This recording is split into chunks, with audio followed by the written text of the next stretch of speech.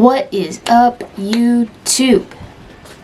This is going to be a little bit of a different video because we won't have the all-amazing, most beautiful Janet in the video.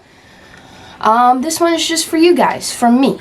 Some of you may know that I used to be a personal trainer. Not one anymore. But I do get asked a lot of questions because I am a fit head, right? People see my videos of me doing cardio at 3 o'clock in the morning. They see me saying no to yummy foods and, you know, whatever the case may be, being disciplined. So then they always have questions, right? And I'm not a trainer anymore, so I don't really take a whole lot of fun in giving out advice, or I don't really take it upon myself to do that. One, there's plenty of information on the Googs that's free. The fitness industry is saturated with influencers, information, trainers, online coaches, blah, blah, blah, blah, blah, right? So it's all out there at your fingertips. But I've been asked a lot more frequently, and so I'm going to do it for you. I'm going to give you the top 5 easy peasy fitness tips as we come up very fast on the new year, which is when everybody wants to make the resolution that they're going to get into shape. This is going to be the year that they do it. All of that, right? And it's great. I love it. I love to see it. So I'll just give some of, top 5 things that have worked for me.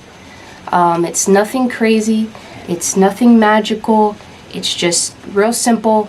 It's worked for me. It's worked for past clients that I've had. They'll tell you the same.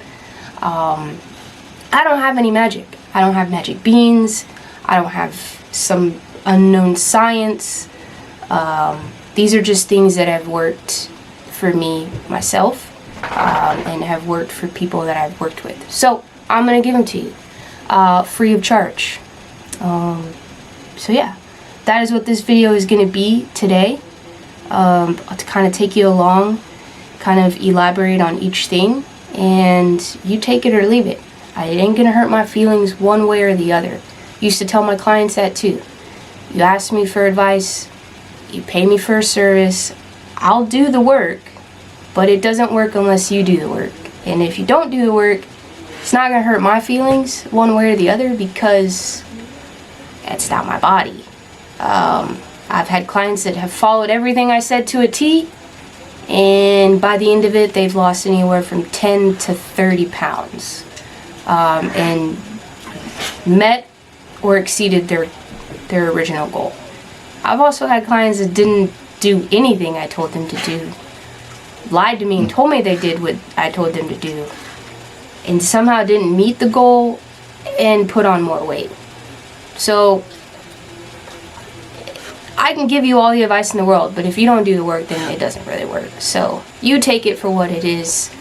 But yeah, that's what we're gonna do. So let's get right into it, because I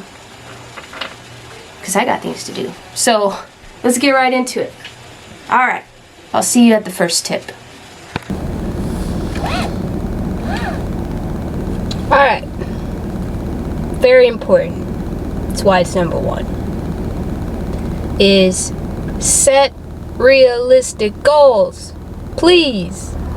I will tell you that one thing that was always a real struggle being a personal trainer was that first consultation.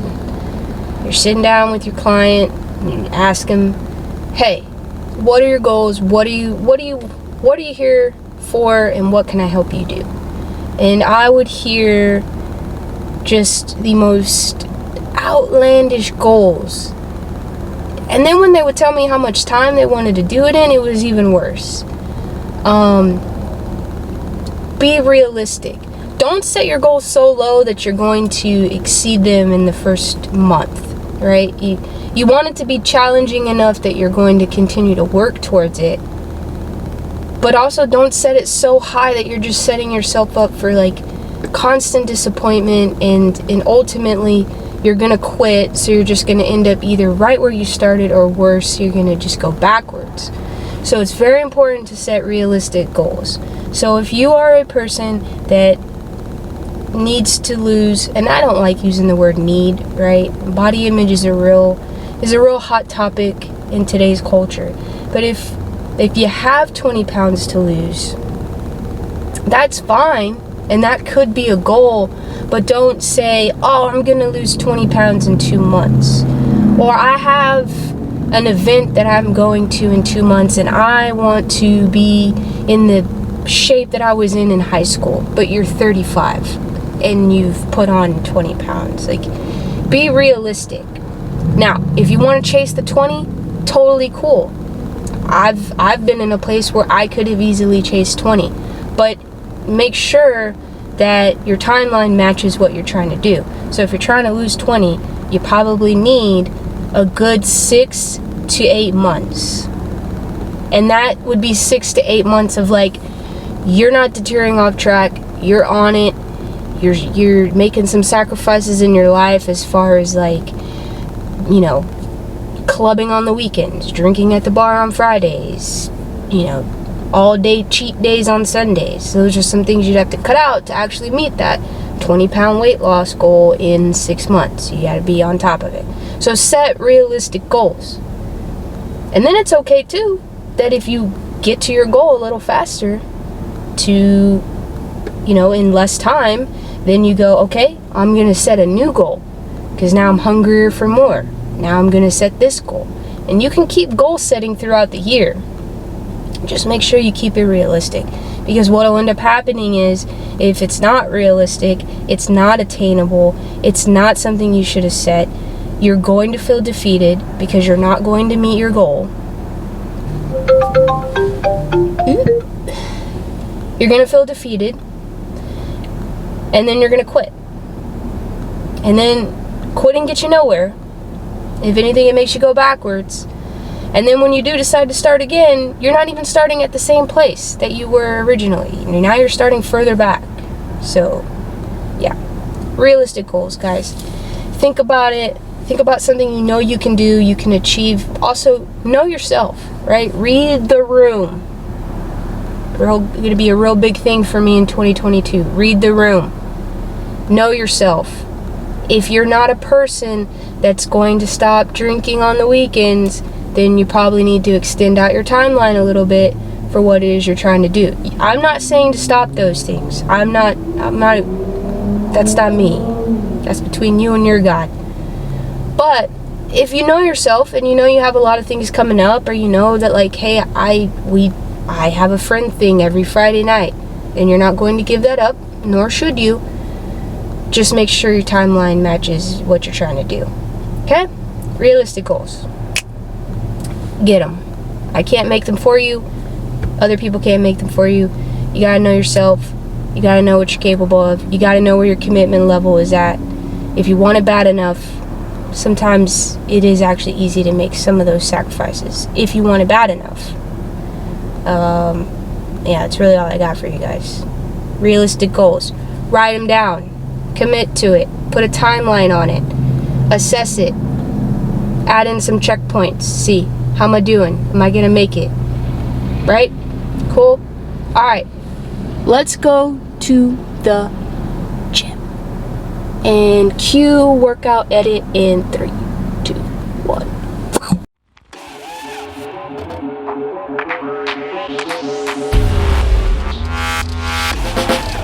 Can't stop me. Nah, can't stop me.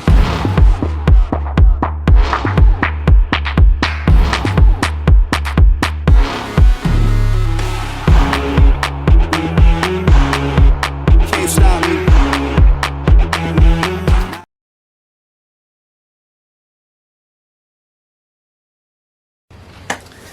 Alright guys, this one sometimes is my least favorite, but it is very critical in helping kind of gauge where you're at as far as how close you're getting to your goal, or off track, right?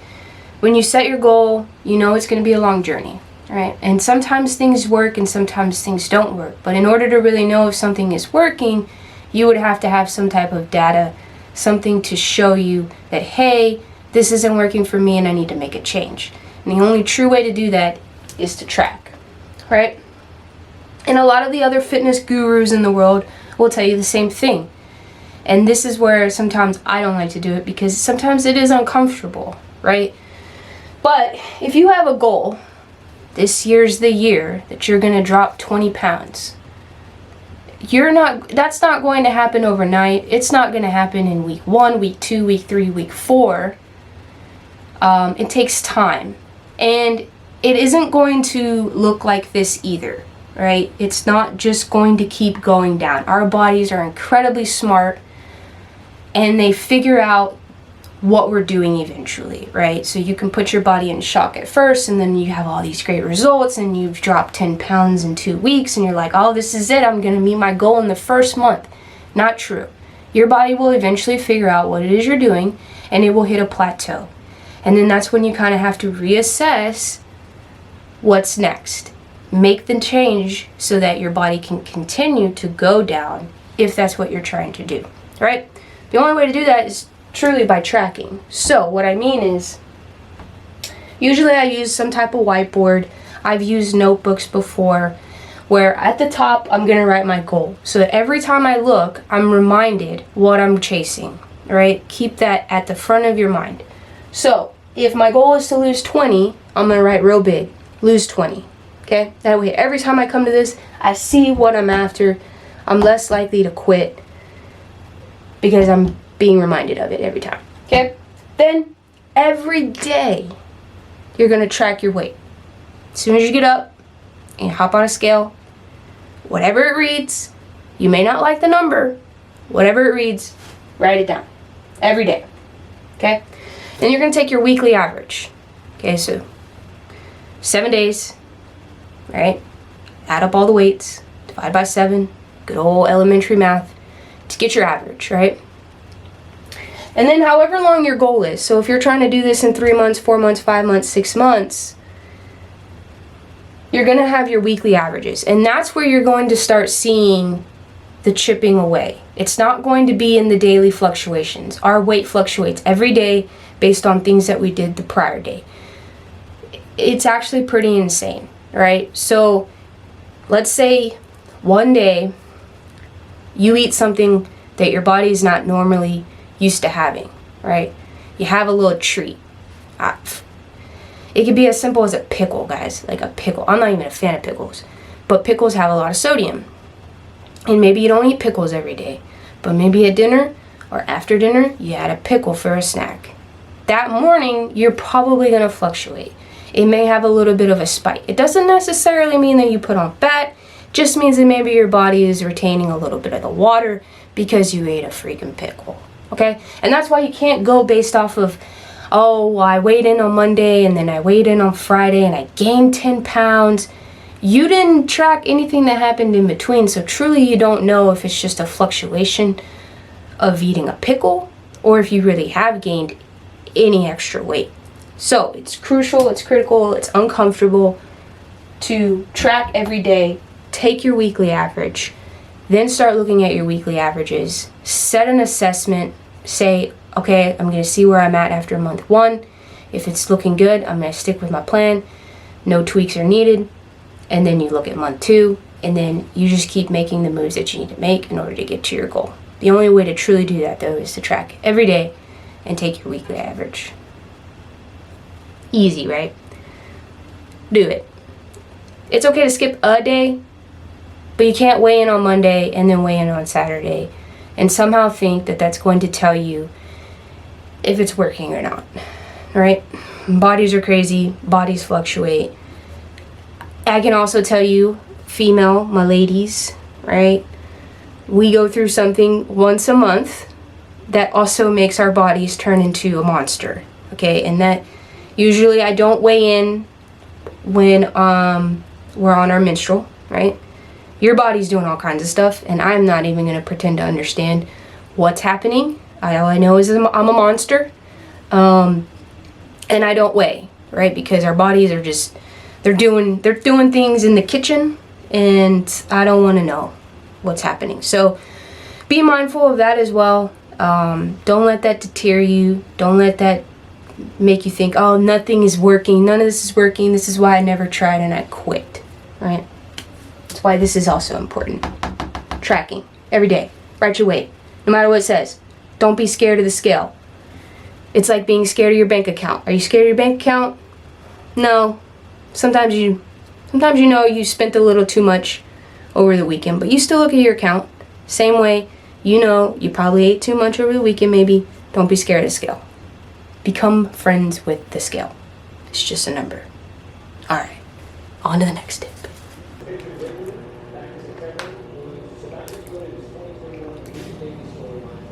Tip 3. Water. It's not magic. Drink more of it. I'm pretty sure you're not drinking enough water. I used to have clients that would tell me, oh, I drink 2 bottles of water a day. Yeah, it's not enough. It's not enough. Our bodies are literally like 70% water. Water also very much helps in curbing your hunger. So there is a chemical in your body that makes you think you're hungry, and it's called ghrelin. And I love it because it kind of sounds like a gremlin, which is kind of what it feels like in your belly, is a little gremlin that's telling you, feed me, feed me. And you're not truly hungry, and it's not time to eat. Water. If you drink more water, it makes you feel full. And then you're less likely to go and grab a snack and a handful of almonds or whatever. Water is key, right? I even recommend that right before a meal that you are scheduled to have, or you know you're going to have, to chug at least a glass of water. So 8 ounces, half of a bottle. Chug the water, let it go through, let it sit. It's going to make you feel fuller, and then you're not going to overeat. Your stomach is full, it's almost expanded, so then you're less likely to overeat. So again, no magic, guys, just simple things. Water. Replace normal things you would drink with water. I will tell you this too, so annoying, do not drink your calories. It's such a waste. Like, don't do it. It doesn't fill you up. You're hungry 10 seconds later, and you just consumed unnecessary calories, guys. Don't drink your calories. There are so many substitutes now that it's just so easy not to do it. And you can be one of those ones that's like, oh, aspartame is gonna kill us and give me cancer. Cool. A whole lot of other things are probably gonna do that too. So take care of your body in the sense of just figure it out. Like, do you want to take in too much sugar, which is also a problem, or, cut out the sugar, right? There's so many options. There's also so many organic options if you're not a fan of sucralose, if you're not a fan of aspartame. There's so many organic drinks that use natural sugars, or sugar substitutes that come from fruits and roots and things like that. But just don't drink your calories. It's so silly. So Diet Cokes, anything zero. They make all the juices that you love in zero. Those little Mios, I used to just use those. Just buy a Mio and shoot it into your water, because I've had people that are like, I hate water, I hate the taste of it. Well, water doesn't have a taste, but I get it, because as a kid, I didn't drink water. I hated water. Mios, you just squirt it right into your water bottle, and now it's a cherry limeade. You're not drinking any calories. So, do me a favor, guys. Don't drink your calories. Just don't do it. It's silly. Don't be that person. There's a diet substitute for everything, even at Chick-fil-A. Diet lemonade, dude. Like, just, yeah.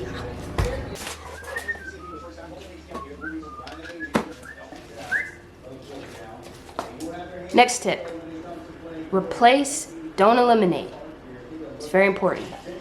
So, One thing I know people do a lot of is they just say, oh, I'm just going to get rid of all of these different foods. I'm not going to eat this anymore, and I'm not going to eat this anymore, and I'm not going to eat this anymore, and I'm not going to eat this anymore. I got news for a lot of you. Your body doesn't know the difference between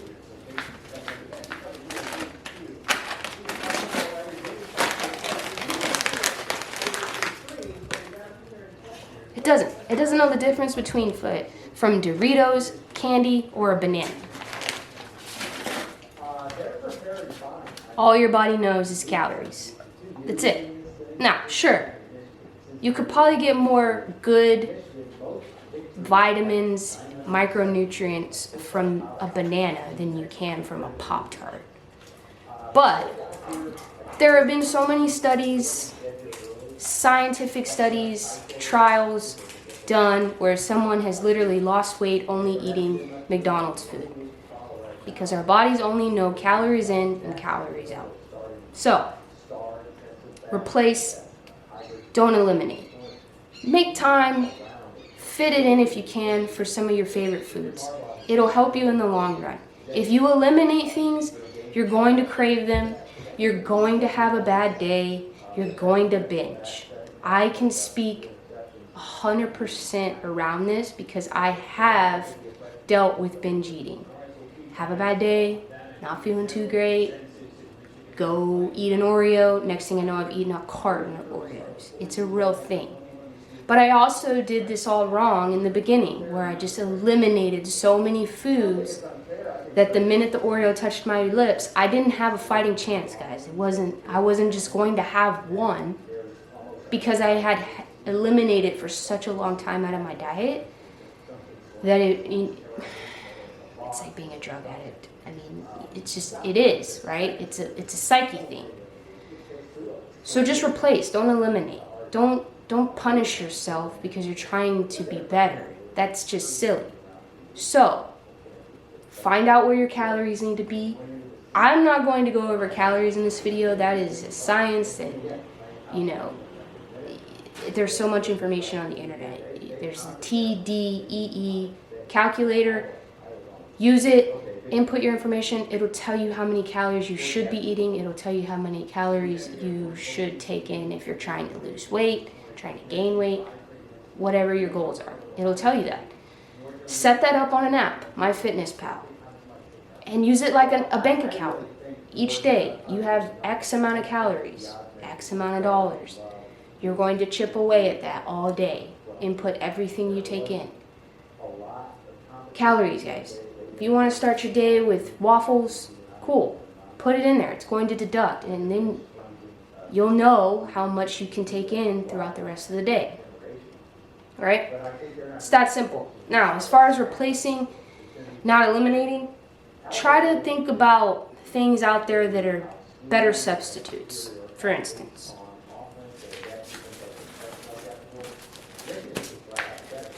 we buy the 40 calorie per slice bread. Normal bread is usually about 110 calories a slice, okay? That's a lot, guys. That means if you made a sandwich and you had two, you're already over 200 calories for just the bread, not anything you're putting inside of your sandwich. And you're not just eating 2 pieces of bread. You're going to put something on them, okay? So 40 calories a slice. Now you're at 80 calories for 2 slices of bread. Now you have a little more room to put some of the things that you want to put inside the sandwich without your sandwich turning into just like you might as well have gone to McDonald's and gotten a Big Mac. Like, it's those little replacements that go a long way that help you on this journey. You still get the taste of bread, but now you're just making a wiser choice to allow yourself to fit other things in so that you can be sure to stay on your track, on your goals, all right? This makes it easier. Things like that.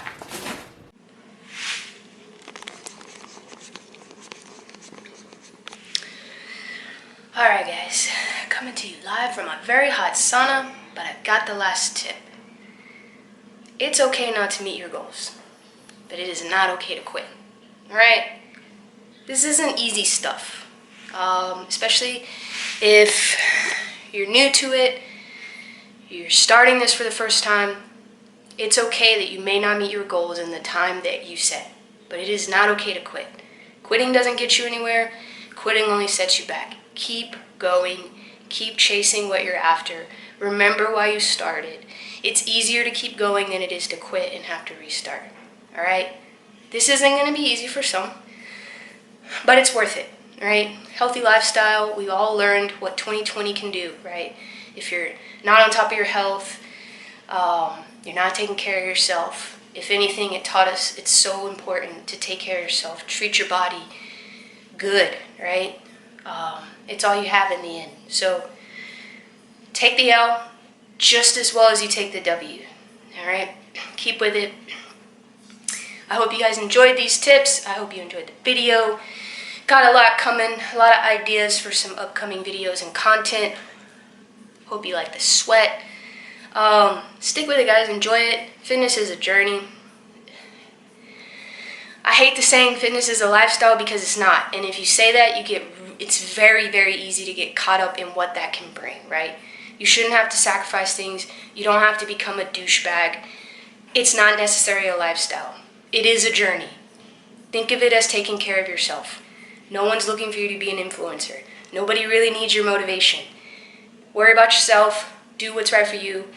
Take care of yourself. And hey guys, I'll see you next year.